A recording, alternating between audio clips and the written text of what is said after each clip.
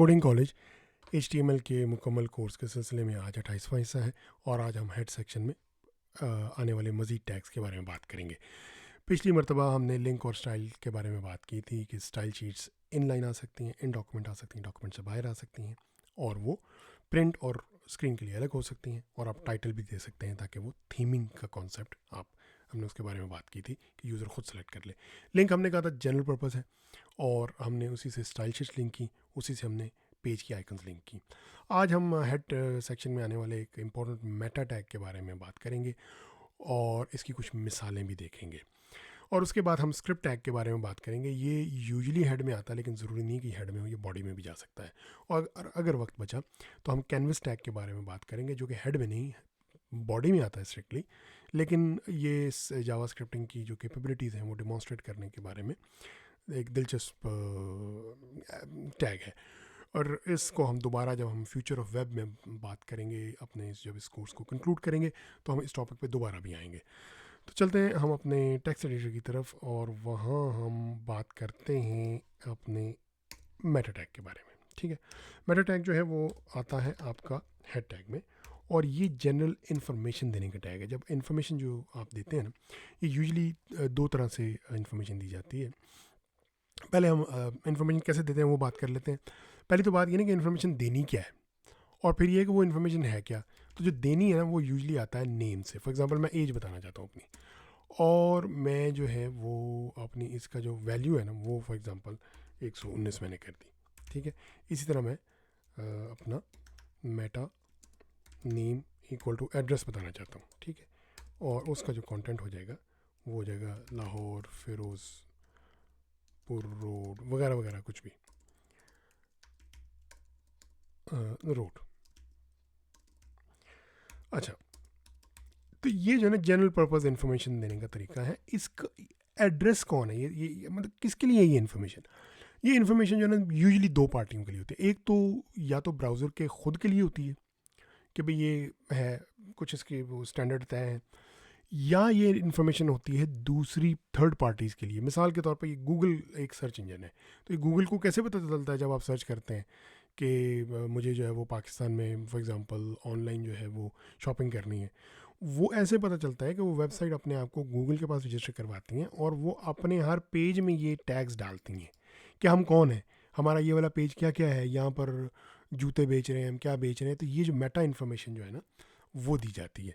अच्छा, इसमें एक वेरिएशन ये प्रॉपर्टी के तौर पे भी आती है। नेम की जगह जो है ना प्रॉपर्टी भी बाद जगह कहा जाता है। तो इसकी मेरे ख्याल है कि जो रियल एग्जांपल्स हैं उससे कुछ बात क्लियर हो जाएगी कि ये क्या है।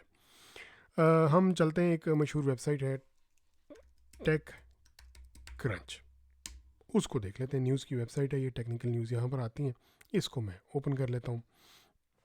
इसको ओपन करने के बाद मैं इसका फॉर एग्ज़ाम्पल ये वाली न्यूज़ ओपन कर लेता हूँ। इसमें मैं राइट क्लिक करके व्यू पेज सोर्स कर लेता हूँ। तो ये इंस्पेक्ट करना पड़ेगा मेरे ख्याल से, नहीं इंस्पेक्ट नहीं, व्यू पेज सोर्स ये सामने रहा।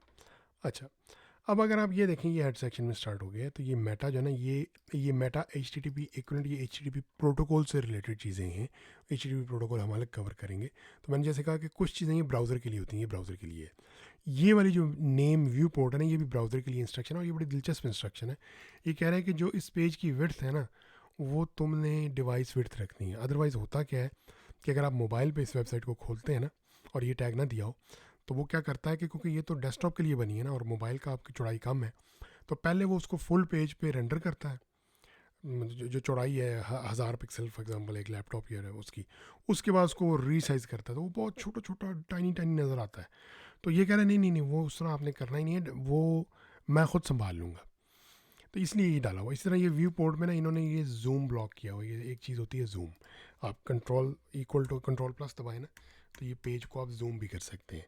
तो अब चूंकि उनका जूम से लुक ख़राब होगी, उन्होंने ख़ास स्टाइल पकड़ा हुआ है, तो ये वो कह रहे हैं कि इनिशियली 1.0 यानी नो जूम और जो विड्थ है वो इतनी हो और यूज़र स्केलेबल हो ही नहीं। तो ये ब्राउज़र को इंस्ट्रक्शंस हैं, यानी मेटा टैग का ये इन्फॉर्मेशन आपको ये पता होनी चाहिए। इसी तरह ये फेसबुक के कुछ प्रॉपर्टी टैग हैं, ये ट्विटर वालों ने अपना बनाया हुआ है वो कहते हैं। तो ये इन्फॉर्मेशन देने का जो है ना ये तरीका है। तो इसका बस आपको इतना पता होना चाहिए कि ये टैग नेम और कंटेंट के साथ आता है। अच्छा, दूसरा आ जाते हैं हम स्क्रिप्ट के ऊपर। जो स्क्रिप्टिंग है ना, वो इस तरह से होती है कि ये अच्छा, इससे पहले एक मिनट में आपको एक चीज़ और दिखाना चाहूँगा। यहाँ पर एक दिलचस्प है, ये देखें, ये एसईओ के लिए इस्तेमाल हुए हैं। ये जो है ना, ये मेटा टैग्स जो हैं वो सॉफ्टवेयर ने जनरेट किए हुए हैं ताकि वो फेसबुक और ट्विटर के साथ लिंक्ड रहे।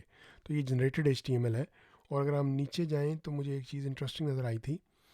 ये जो है ना, यहाँ पर एक जनरेटर मुझे नज़र आया था जिसमें लिखा था कि ये HTML जो है वो वर्डप्रेस से जनरेट की हुई। वर्डप्रेस एक सॉफ्टवेयर है और ये HTML हाथ से नहीं लिखी गई।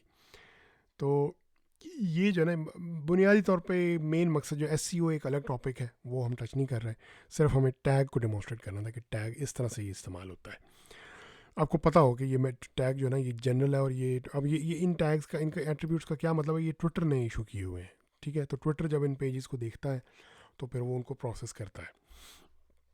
अच्छा, तो हम वापस अपने सब्जेक्ट स्क्रिप्टिंग पे आते हैं।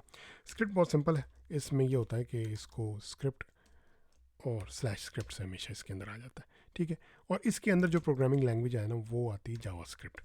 तो वो मैं यहाँ पर, ये console.info है, ये इन्फॉर्मेशन देगा हेलो और फर्स्ट JS लाइन। ठीक है, ये मैं इसको सेमीकोलन लगा के सेव कर देता। अब ये इसके आउटपुट कैसे नज़र आएगी? इसकी आउटपुट ऐसे पेज पे नज़र नहीं आएगी। इसको मैं बंद कर देता हूँ।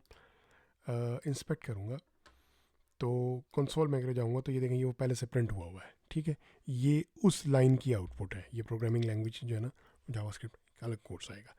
अच्छा, इसको आप बाहर भी रख सकते हैं। और बाहर रखने का तरीका ये होता है कि मैं इधर एक फ़ोल्डर बना देता हूँ, न्यू फोल्डर JS, और उसमें न्यू फाइल रख देता हूँ main.js। ठीक है, और यही वाली जो सारी लाइन है ना, वो कॉपी कर देता हूँ और इधर पेस्ट कर देता हूँ।